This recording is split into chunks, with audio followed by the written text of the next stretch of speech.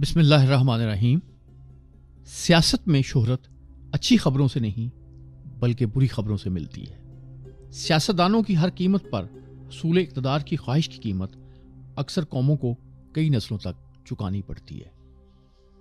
پاکستان کی سیاست میں پراسرار قوتوں کا کردار مسلسل بڑھ رہا ہے۔ بڑا اختیار چھوٹے دماغ کو خودکش بمبار بنا دیتا ہے۔ بابے کہہ رہے ہیں کہ اصلاح کے نام پر بے یقینی کا کاروبار کرنے والوں کو بے یقینی کے خوف کے عذاب کا ہی مزہ چکھایا جا رہا ہے۔ اپنے حق میں نعرے سننے کی عادت پڑ جائے تو لوگ انسان کی بجائے سیاستدان بن جاتے ہیں۔ کسی دور میں سچ کے دریا کا راستہ روکنے کے لیے سنسرشپ سے بند باندھے جاتے تھے۔ آج جھوٹ کے سیلاب میں سچ کو تلاش کرنا ناممکن ہو گیا ہے۔ میڈیا کی شہرت میک اپ کے حسن کی طرح عارضی ہوتی ہے۔ ٹیکنالوجی نے دنیا کو گلوبل ولیج ہی نہیں بنایا، ایک ہی گھر میں رہنے والوں کو اجنبی بھی بنا دیا ہے۔ پاکستان میں پرلطف زندگی گزارنے کے لیے دولت کے ساتھ حماقت کی بھی ضرورت ہوتی ہے۔ ذہانت ہر طرح کا مزہ خراب کرنے کی حیرت انگیز صلاحیت رکھتی ہے۔ یہ عجب ستم ظریفی ہے کہ انصاف فراہم کرنے میں سب سے اہم کردار میڈیا کا ہے، اور انصاف کے راستے کی سب سے بڑی رکاوٹ بھی میڈیا ہی بن گیا ہے۔ پاکستان میں ظلم صرف وہ ہے جسے میڈیا ظلم ہونے کا سرٹیفکیٹ دے۔ ہمارے ایک انتہائی قابل احترام عالم دین اصرار کرتے ہیں کہ بنگلہ دیش کا قیام پاکستانی حکمرانوں کی سیکولر پالیسیوں کا نقد انعام تھا۔ ہمیں یہ سمجھ نہیں آتی کہ بنگلہ دیش بنانے والی اندرا گاندھی کو ہم ایمان کے کس درجے پر فائز کریں۔ پاکستانی جمہوریت، پاکستان کی ہر بڑی اور چھوٹی سیاسی جماعت نے اپنے پروپوگنڈا سکواڈ بنا رکھے ہیں جو گالیوں، الزامات اور دوسرے ہتھ کنڈوں سے عزت پر حملہ کرنے کی غیر معمولی صلاحیت رکھتے ہیں۔ پاکستانی جمہوریت سیاستدانوں سے اس سے بڑا کیا انتقام لے سکتی ہے؟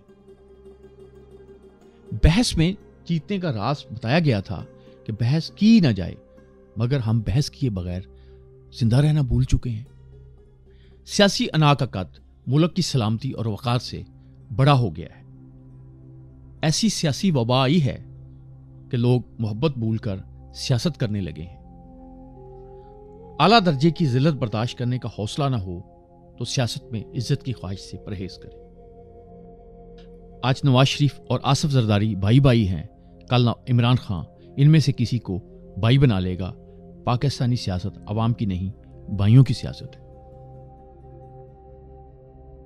آرٹ کا حقیقی قدردان وہ ہوتا ہے جسے قدرتی نظارے میں حسن نظر نہ آئے، مگر اسی نظارے کی پینٹنگ اسے مبہوت کر دے۔ ہمیں حقیقت کی بجائے سرابوں میں رہنے کی عادت پڑ گئی ہے۔ اپنے اچھے وقت میں ان لوگوں کو دوست بناؤ جن پر برا وقت چل رہا ہو، کبھی مخلص دوستوں کی کمی نہیں ہوگی۔ اگر کوئی ہم پر احسان کر دے، بے لوث ہو کر ہمارا کوئی کام کرنے کی غلطی کر بیٹھے، تو ہم چند لفظوں میں اس کا شکریہ ادا کرنے کی بجائے گھنٹہ بھر تقریر کر کے اسے یہ بتاتے ہیں کہ اس کام کو تو بہت سے دوسرے لوگ بھی کرنے کے لیے بے چین تھے، مگر ہم نے یہ عزت آپ کو بخشی ہے۔ اکثر لوگ اس عزت افزائی پر خوش ہونے کی بجائے برسوں کے تعلق توڑ دیتے ہیں۔ ماضی میں صرف نمک میں وفر وفا ہوتی تھی، آج دھوکہ دینے سے پہلے لوگ ڈٹ کر کھاتے ہیں۔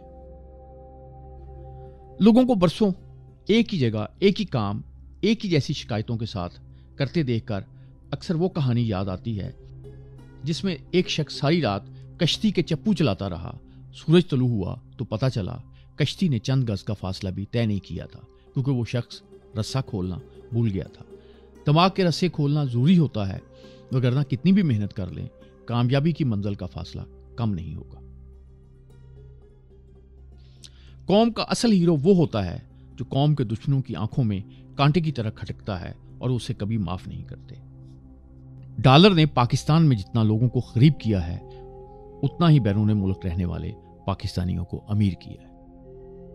جمہوریت کے ساتھ زیادتی ہوتی رہی ہے، مگر اب تو پورا خاندان اسے طلاق دلانے کے لیے لڑ رہا ہے۔ امریکی صدر روزویلٹ نے کہا تھا کہ اگر عوام جمہوریت سے مایوس ہو جائیں گے تو دوسرے آپشن تلاش کریں گے۔ پاکستانی عوام بھی تو مایوسی کی آخری منزل پر ہے۔